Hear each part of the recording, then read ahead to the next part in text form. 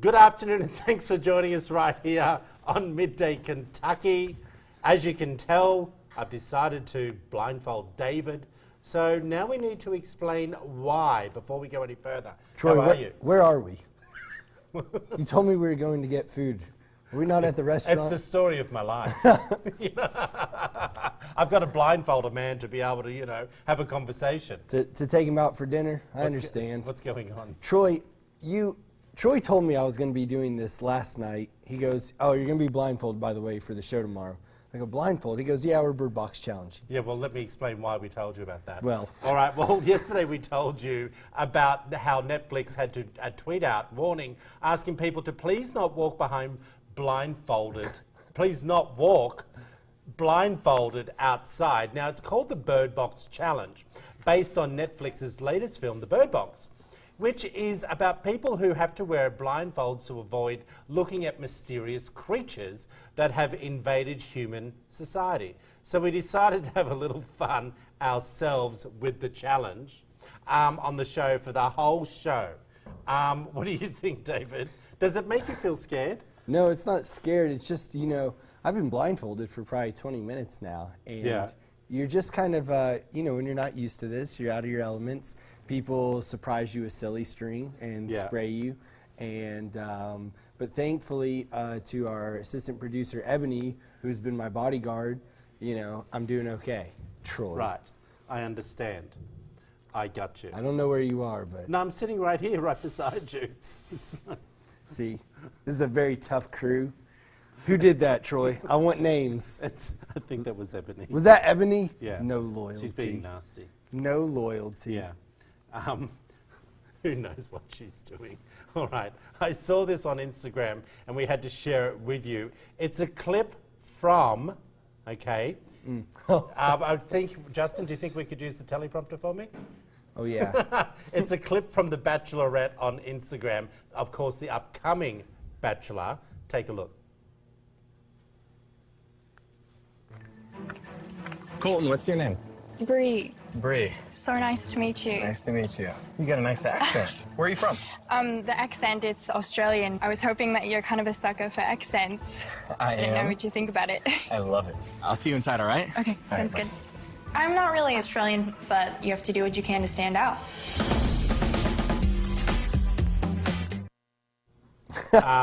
Can I just say to you, what an idiot. That is great. This is why I don't watch this show.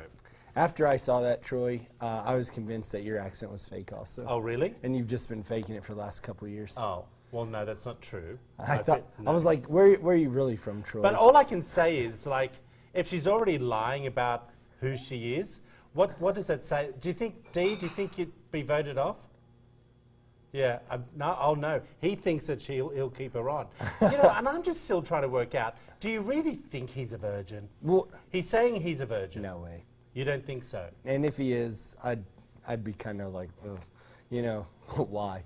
But, Troy, that people do you not like The Bachelor? No, This is like my favorite show. Yeah. Oh my gosh. Yeah, we'll have you over. We'll vote. I just can't cope with the thought of it. Oh, it's so great. I can't stand watching the women get drunk and do stupid stuff on TV. Yeah. I can't handle it. And I don't know why. And I know it's, trashy, not as trashy as my hip-hop LA and Hollywood and all that. Right. But at least that show has personality. I think this show has no personality. It is kind of wild, how they push them and how they really encourage things. But I love it. I think it's hilarious. And I don't think she's going to be voted off. David, I think you look absolutely ridiculous. Oh, let the people know. Bird Box Challenge 2019, we're coming in strong. Tell us what you think. We're putting that up on Facebook page if you can. A woman had to shave her horse every day, and soon she blossomed into a career and a viral sensation. She is known as the horse barber, and she turned her chores into chances to create works of art. I think this is absolutely amazing. Tell me about it. I can't see it. Oh, you didn't look at the pictures beforehand? No, I just Oh, got. so when you said well, I you were just read prepping, when you read said the you were prepping for the stories. show, Troy, I only had a limited amount of time, and then you all blindfolded me. right?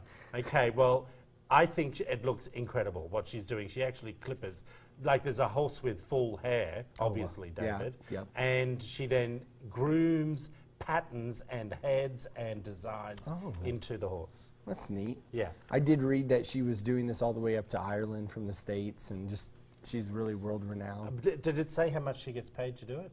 No, Right. I don't think so. Okay, all right. Tell us what you think. We've put that up on Facebook. I think they look amazing. And it's real people, it's the real fur. Alrighty, if someone decided to turn you down on Tinder, don't take it personally. They might be giving birth. You're going to die. Look, this is too much. It's crazy. That's what happened to a man in North Yorkshire. He matched with someone on a dating app called Tinder. So he began to message her and ask her if she was doing anything that day. You ready for this? She responded that she wasn't going out that night because she was having a baby.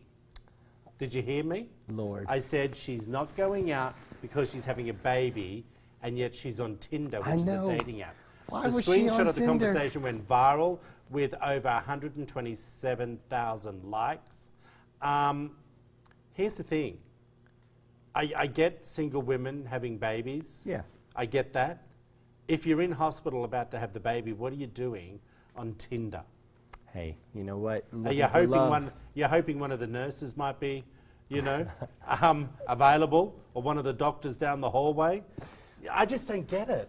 How's she look, Troy? What's she look like? I don't know. We only saw a picture of her tummy, Okay. and it said, "I'm having a baby" or something. I can't remember. Do we have an image of that? I'm not quite sure. Oh, that wasn't her belly. Oh, okay. No, we don't have a picture of Well, that. I was But we just have a gonna say- picture of him, and he's a good-looking guy. Well, you know. I bet you he ran a mile when he got that response. Huh? I know I would. D, you'd run a mile, wouldn't you? Lord, Yeah. I just can't believe she was on Tinder, pregnant, 9 months in, ready to pop, and she's like, "Nah, I can't make it out tonight. I'm having my baby," because hey, But hey, guess what? I'll see you tomorrow at see you 7. tomorrow. May pick Like, me up from the seriously, hospital. That's a little bit too much. A little too soon. Yeah. Who'd want to date someone like that anyway? That she's, about to pop and going out on dates You know what? from the hospital. She's LBL, living her best life. Oh, yeah, I got you. Oh, Lord. These blindfolds, not such a good idea. A college professor decided to sue the school he worked at for derailing his career. Why? Because they reported he was sleeping with his grad student while he worked there. A day after Kelly Jordan resigned from the University of Florida to work in a better teaching position, reports were released saying he was sleeping with one of his students while working alongside his wife. Now, it is prohibited for faculty to sleep with students there, so job offers from other universities were withdrawn. Okay, he claims the university launched a shame investigation to purposely derail his career. Okay, you're not allowed to sleep with the students at the college, Right, correct? right. His wife is also working at the same college. He was offered a job at another college with much better pay. Does the university have a right to publicly shame him? Well, I think the big thing here is that he said in the article that he was only resigning on an agreement that they wouldn't release the records of sexual misconduct. Yeah. And yet they did it anyway. So, this guy was making really great money. And though I think what he did was definitely wrong, and karma is but I do think that, hey, it's out now, so the cat's out of the bag. Yeah. What do you think? Well, I've never had an affair with someone that I've worked with. Smart. Do you know what I mean? It's not my style. Yep. They always say, don't poop in your own backyard. Do you know what I mean? Or is that a saying here in America? Yeah, Yeah, basically. there's other words. Yeah. But I was trying to be PG. Right. And I just think I would probably sue the university as well. Yeah. If that was the agreement of when we were going to leave, that you would resign and not. What's that noise? Oh, I think it's our Facebook Live. Oh, really? People are talking to us on Facebook? Oh, wow, okay. Sounds like us. Okay, well, a new survey suggests that men and women think birth control should be a shared responsibility. In fact, more than a third of men and over half of women surveyed said so. 40% of men even said they would be willing to take a pill. Only 4 out of the 18 forms of contraceptives are for males to use. Currently, 62% of women in the US are using contraception. Here's the thing. If men are saying that they want to take a pill, let's just say they're not using condoms, okay, because that's a form of contraception. So this is more along birth control. So I'm assuming they're meaning like a pill. Right, yep.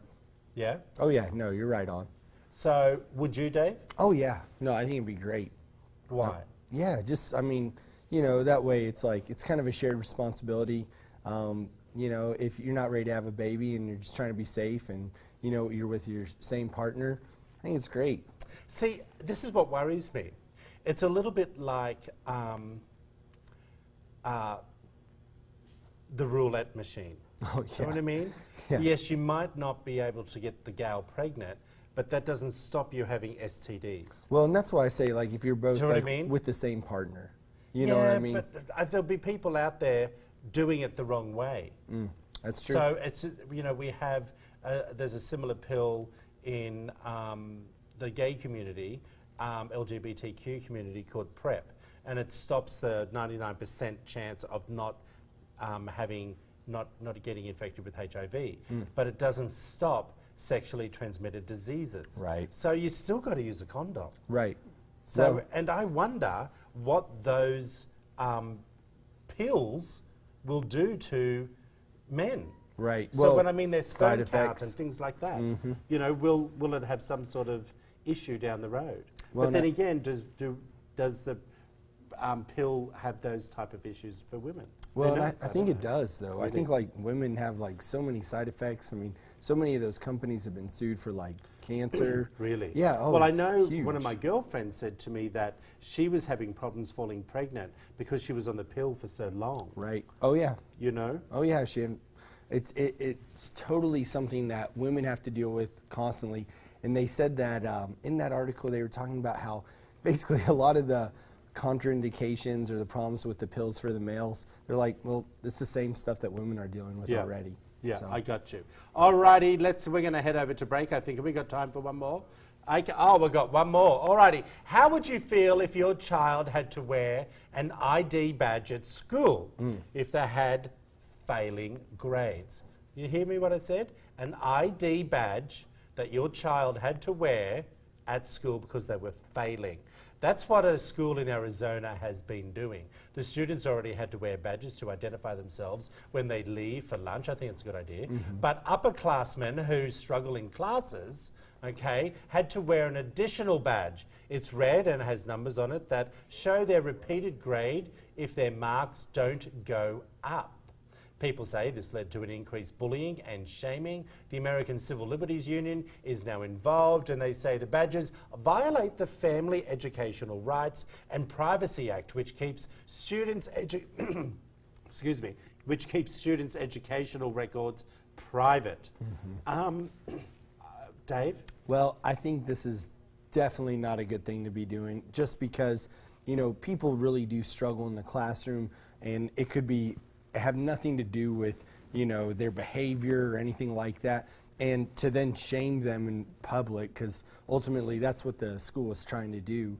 You know, they were trying to say, oh, well, if you don't want to wear that tag, get your grades up. Yeah. But it's like, you know, if you're suffering from, you know, for example, dyslexia, and you might not realize it in school, you might just feel like, oh, well, you know, a lot of people talk about how they've had problems growing up, and they just didn't realize it was a real problem.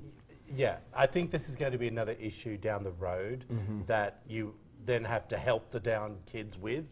You know, I think it's public shaming is not always such a great thing. Yeah. It really isn't. Not like we're public shaming you right now. How are you feeling? Ruthless. Do you need to have therapy? Probably after Really? this. I mean, Troy, I don't even know where you are anymore. Well, I think that myself sometimes. All right.